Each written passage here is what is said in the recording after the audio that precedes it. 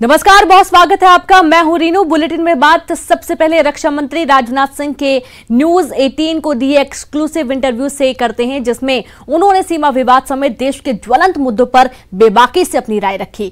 पड़ोसी पाकिस्तान को लेकर रक्षा मंत्री राजनाथ सिंह ने कहा कि पाकिस्तान अपनी हरकतों से बाज नहीं आता है और इसलिए भारतीय सेना पाकिस्तान को जवाब देती है।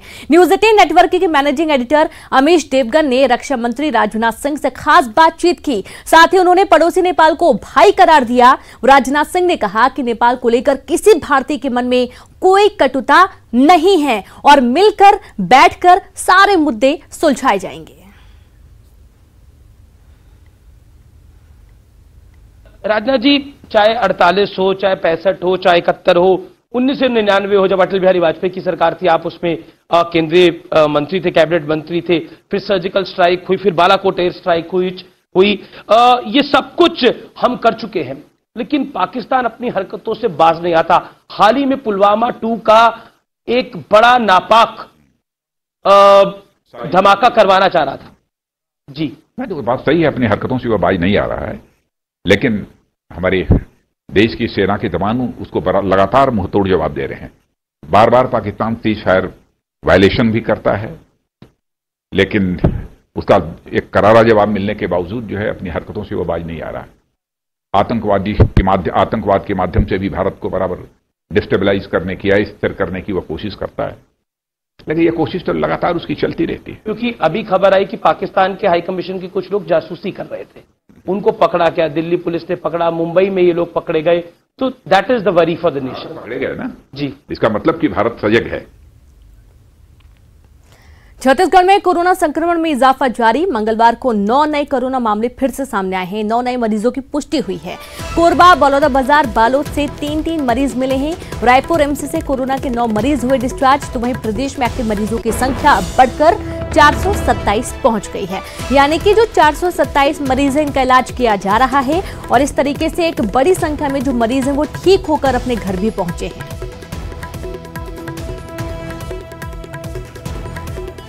तो रायपुर एम्स से कोरोना के 9 मरीज डिस्चार्ज हुए, अपने घर को गए और इसी के साथ प्रदेश में एक्टिव मरीजों की संख्या अब 427 हो चुकी है।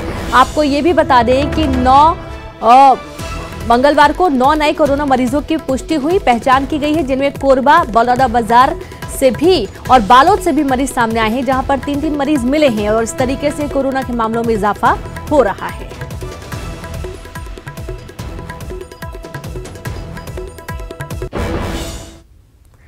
बात करते हैं भोपाल से मिल रही बड़ी खबर की। अनलॉक 1.0 में बिजली उपभोक्ताओं को विशेष राहत दी गई है और यह राहत संबल हितग्राहियों के लिए दी गई है। ऊर्जा वितरण के प्रमुख सचिव ने बिजली कंपनी के डायरेक्टरों को निर्देश दिए हैं और इस नई सुविधा में जिन संबल उपभोक्ताओं के अप्रैल में 100 रुपए तक बिल आए थे, उन्हें मई, जून और जुलाई में 100 से 400 के बीच बिल आने पर 100 रुपए प्रति माह ही चुकाने होंगे। वहीं ऐसे उपभोक्ताओं जिनके अप्रैल में 100 रुपए से अधिक और 400 रुपए से कम बिल आए थे, उन्हें मई, जून और जुलाई में 400 रुपए से अधिक बिल आने पर 50% बिजली बिल भरना होगा।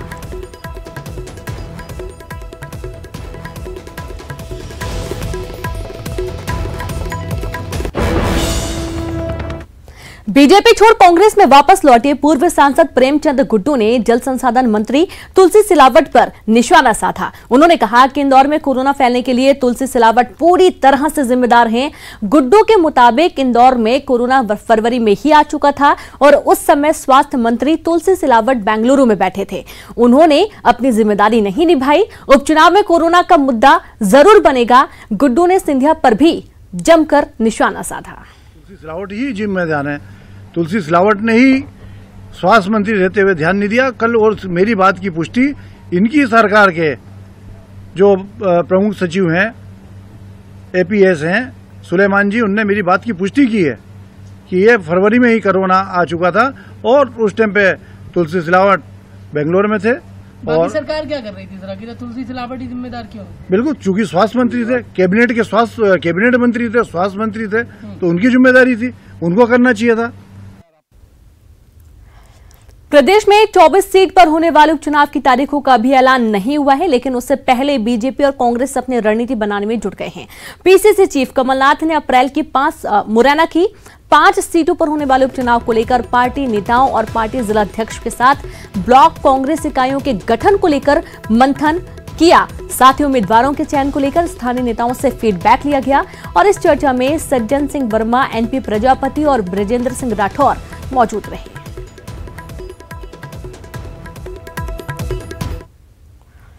प्रदेश में 24 विधानसभा सीटों पर होने वाले उपचुनाव को लेकर सत्ता से बेदखल हो चुकी कांग्रेस अब काफी गंभीर हो गई है और सिंधिया के गढ़, ग्वालियर, चंबल की 16 विधानसभा सीटों को लेकर प्लान 16 तैयार किया जा रहा है और टीम को उतारने की तैयारी चल रही है।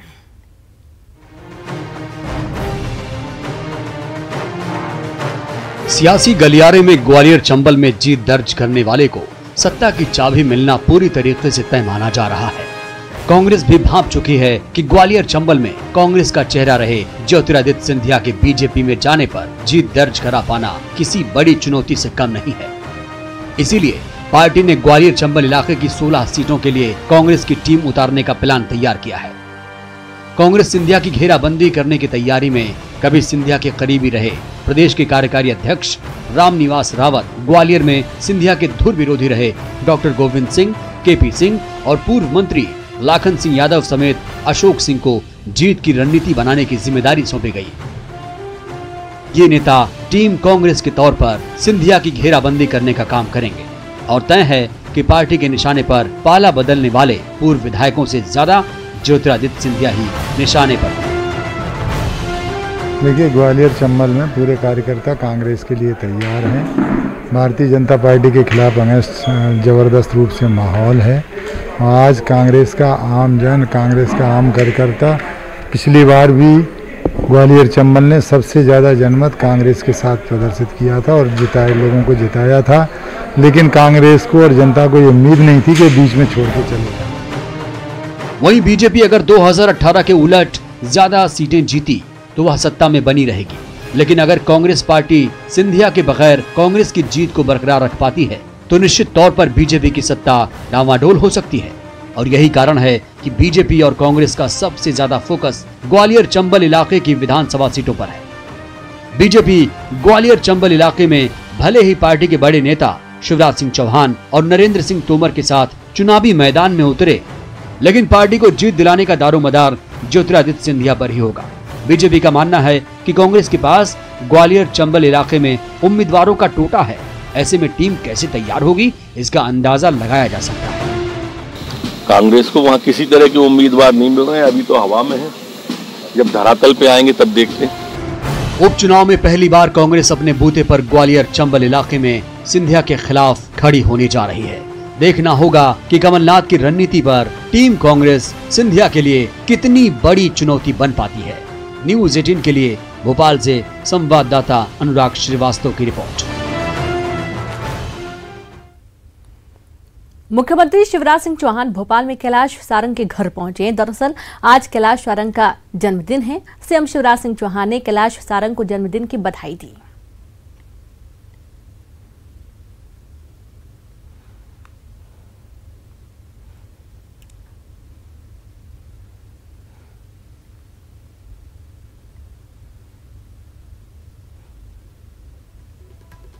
मुरैना में उमा भारती ने एक बार फिर कांग्रेस पर निशाना साधा। उन्होंने कहा कि ज्योतिरादित्य सिंधिया को पहले ही बीजेपी में आ जाना चाहिए था। सिंधिया के आने से बीजेपी मजबूत हुई है और कांग्रेस खत्म हो गई है। उन्होंने बीजेपी को समुद्र बताते हुए कहा कि नदियां समुद्र में ही मिलती हैं। उमा भारती ने कहा कि सिंधिया खुद पार्टी में आए हैं, किसी तरह की तोड़फोड़ नहीं हुई है। तोड़फोड़ हुई नहीं, मैंने आपको पहले कहा ना, लोग स्वेच्छा से आए हैं। ठीक है, बहुत पहले से आना चाहते थे। नदियां हैं जो समुद्र में आई हैं, समुद्र नहीं तोड़फोड़ करता है कि आ जाओ हमारे यहाँ। भाजपा की पहली प्राथमिकता सिंधिया होंगे या दलित वर्ग वाले? इसमें तो अनाउंसमेंट हो चुकी ना, जो जिनका नाम आप ले रहे हैं वो SC नहीं ST है, शेड्यूल्ड ट्राइब के हैं डॉक्टर साहब। तो ये तो बीजेपी अपनी पॉलिसी अनाउंस कर चुकी है, इसमें मैं अलग से टिप्पणी नहीं करूँगा। अब समाप्त कर। इधर बीजेपी महासचिव कैलाश विजयवर्गीय ने दीपक जोशी की नाराजगी की बात से इनकार किया और कहा दीपक जोशी से उनकी मुलाकात डैमेज कंट्रोल नहीं थी। साथ ही ये भी कहा कि बीजेपी में बहुत सारे सीनियर विधायक हैं, लेकिन सभी को मंत्री नहीं बनाया जा सकता है। इसके साथ ही कमलनाथ पर निशाना साधते हुए कहा कि कांग्रेस ने हर वर्ग को छला और उपचुनाव में कांग्रेस सभी सीटें हारेगी। देखिए, डैमेज हो तो डैमेज कंट्रोल किया जाता है, तो उसको इस प्रकार लेना कि दीपक जी नाराज थे और उनको मैं मनाने गया, तो ये उनका भी अपमान है और उनकी जो पारिवारिक पृष्ठभूमि है उसका अपमान है। सारे सीनियर विधायक तो सबको मंत्री बना दे, ऐसा आपका कहना है? ये तो संभव नहीं है। सांवेर सीट हम पहले से ज़्यादा वोट से जीतेंगे। सिर्फ सांवेर ही नहीं, सारे उपचुनाव हम जीतने वाले हैं, क्योंकि कमलनाथ जी ने मध्य प्रदेश की जनता के साथ छलावा किया। भोपाल से खबर, जहां सीएम शिवराज के बंगले पर अहम बैठक। मंत्रिमंडल विस्तार से पहले बीजेपी में बैठकों का दौर लगातार जारी है। गोपाल भार्गव, गौरीशंकर बिसेन और विजय शाह पहुंचे सीएम हाउस। पूर्व मंत्री गोपाल भार्गव, गौरीशंकर बिसेन और विजय शाह पहुंचे सीएम शिवराज के बंगले। तीनों पूर्व मंत्रियों ने आज गोपाल भार्गव के बंगले पर बैठक की थी और बंद कमरे में हुई थी तीनों पूर्व मंत्रियों की ये प्रमुख बैठक।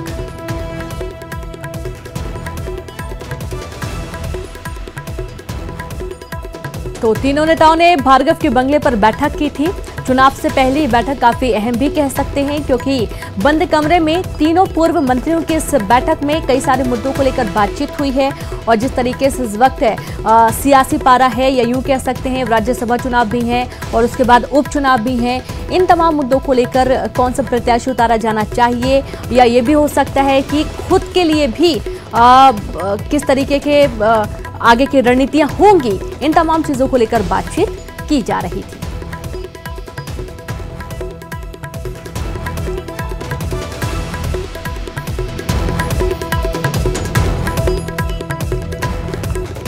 तो भोपाल से आपको अहम खबर दे रहे हैं, जहां सीएम शिवराज के बंगले पर अहम बैठक। मंत्रिमंडल विस्तार से पहले बीजेपी में बैठकों का दौर लगातार जारी है, यानी कि मंत्रिमंडल का विस्तार होना है। और आपको ये भी बता दें कि इसके पहले जो कांग्रेस छोड़ बीजेपी में शामिल हुए हैं पूर्व मंत्री, उन्होंने भी मुलाकात की सीएम शिवराज सिंह चौहान से और मुलाकातों का दौर लगातार जारी है।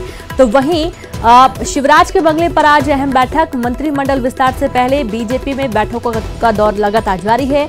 गोपाल भार्गव, गौरीशंकर बिसेन और विजय शाह पहुंचे सीएम हाउस। पूर्व मंत्री गोपाल भार्गव, गौरीशंकर बिसेन और विजय शाह पहुंचे सीएम शिवराज के बंगले। तीनों पूर्व मंत्रियों ने आज गोपाल भार्गव के बंगले पर भी बैठक की थी। बंद कमरे में तीनों पूर्व मंत्रियों की बैठक को काफी अहम भी माना जा रहा है। तो पहले गोपाल भार्गव के बंगले पर बैठक हुई और उसके बाद सीएम हाउस में भी प्रमुख बैठक हुई थी।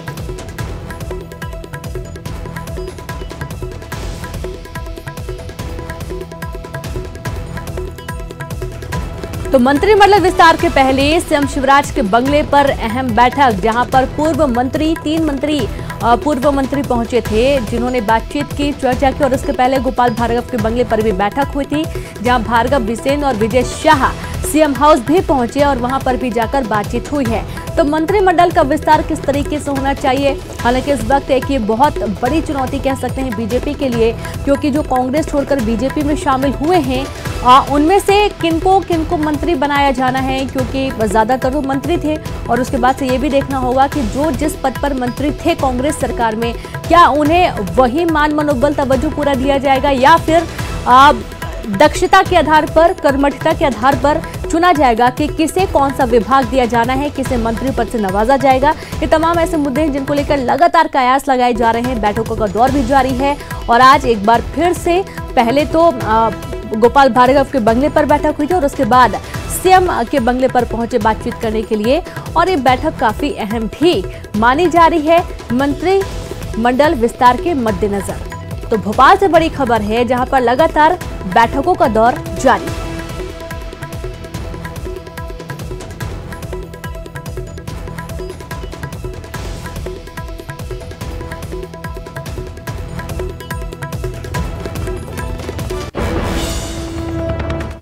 और वक्त एक ब्रेक का है, हम जल्द हाजिर होंगे। ब्रेक के बाद एक बार फिर से आप सभी का स्वागत है। मध्य प्रदेश कांग्रेस के एक ट्वीट पर सियासी बवाल मचा हुआ है। कांग्रेस ने एक ट्वीट के जरिए कहा कि एक बंकर के नीचे छिपता है और एक एंकर के पीछे छुपता है। इसको लेकर जब कांग्रेस विधायक कुणाल चौधरी से सवाल पूछा गया तो उन्होंने कहा कि देश और विश्व में घृणा फैलाने वालों को जनता इसी तरीके से जवाब देगी। वहीं कांग्रेस के ट्वीट पर बीजेपी ने पलटवार करते हुए इसे टपोरी भाषा वाला बताया। साथ ही बीजेपी ने घरेलू राजनीति में मित्र देशों को घसीटने पर कांग्रेस के वरिष्ठ नेताओं से जवाब भी मांगा।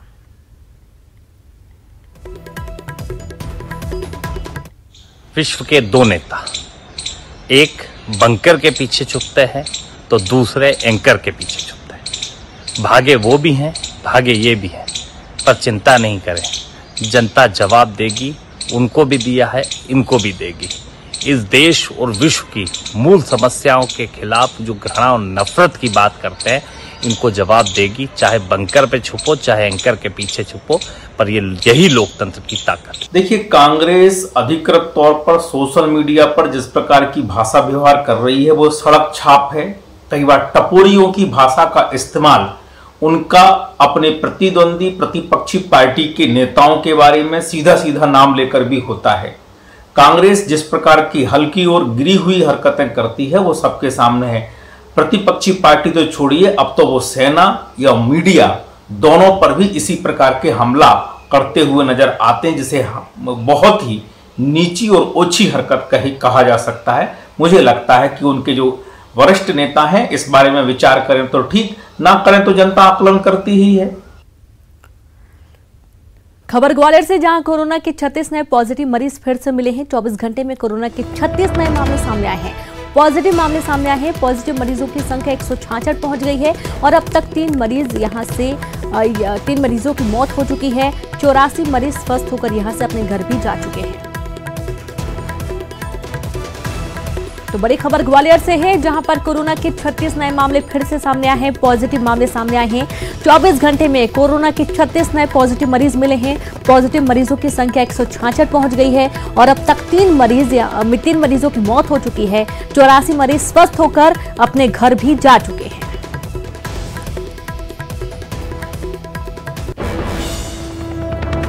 जबलपुर में पूर्व मंत्री लखन घनघोरिया के सरकारी बंगले के बाहर सैकड़ों महिलाएं पैसे बांटे जाने की अफवाह पर इकट्ठा हो गईं और इसके बाद वहां पुलिस और एसडीएम को बुलाना पड़ा। मौके पर पहुंची पुलिस ने इन महिलाओं को भगाया। इस दौरान लॉकडाउन के नियमों की धज्जियां उड़ी। घटना के बाद महिलाएं गुस्से में थीं और विधायक को सबक सिखाने की बात कह रही थीं। यहाँ बुलाया गया था कि हम लोग को सरकारी तरफ से कुछ पैसों की मदद हो जाएगी। हम लोग यही बात सुन के आए कि पैसों की मदद हो जाएगी, सरकार देगी पैसे। उसके बाद बुलाने के बाद यहाँ कोई ना जो कागज़ लिया जा रहा ना कुछ लिया जा रहा, बोले जाओ जाओ जाओ। ये कोई तरीका नहीं है जनता को परेशान करना। अगर नहीं करना तो बुलाना ही मत था, नहीं शोर मचाना था कि पैसा मिल रहा है, ये मिल रहा है, कुछ मिल रहा है। लखन भाई पैसे बांट रहे हैं, खाते में डाल रहे हैं, खाते में आधार कार्ड लगेगा है, बैंक काफी लगेगी, समय गिराई दे रहे, तुम बुला लिया, कुछ नहीं दे रहे, भगा रहे हो। पूर्व क्षेत्र के विधायक श्री घनघोरिया जी के शासकीय आवास पर जो है महिलाएं बहुत अधिक संख्या में एकत्रित हो गई थी। ये सूचना मिलने पर कि सामाजिक दूरी का पालन नहीं हो रहा है और उस सूचना पे तत्काल मैं और थाना प्रभारी जो बेलबाग और उनके सहयोगी जो है आए और सभी को उनके घर तक पहुंचा दिया गया है ताकि सामाजिक दूरी का बनी रहे। विष्णुदेव साय को छत्तीसगढ़ का प्रदेश बीजेपी अध्यक्ष नियुक्त किया गया है। छत्तीसगढ़ बीजेपी की तीसरी बार कमान मिलने के बाद जशपुर में विष्णुदेव साय ने अपनी मां के पैर छूकर आशीर्वाद लिया। विष्णुदेव साय ने न्यूज 18 से प्रदेश में कांग्रेस सरकार की विफलताओं पर प्रहार किया। साथ ही मोदी सरकार की कल्याणकारी योजनाओं के साथ प्रदेश सरकार में फिर से वापसी करने का दावा किया। वहीं बीजेपी ने भी साय के नेतृत्व में एक बार फिर से वापसी का दावा किया है। जो कांग्रेस पूरे देश में सिमटते जा रही है और जहां मैं छत्तीसगढ़ कांग्रेस सरकार की बात करूं तो ये सरकार भी पूरी तरह से 1.5 साल में फेल हुई है। इसका भी लाभ भारतीय जनता पार्टी को आने वाले समय में मिलने वाला है और यही सब बात होगा हम लोग को आने वाले विधानसभा चुनाव में सरकार में मुख्यमंत्री भूपेश बघेल ने भारतीय जनता पार्टी के प्रदेश अध्यक्ष के रूप में चुने जाने पर पूर्व केंद्रीय मंत्री और छत्तीसगढ़ भाजपा के नेता विष्णुदेव साय को बधाई दी। बधाई देते हुए सीएम भूपेश बघेल ने कहा कि आशा करता हूं कि आपके नेतृत्व में छत्तीसगढ़ बीजेपी सकारात्मक विपक्ष की भूमिका निभाएगी।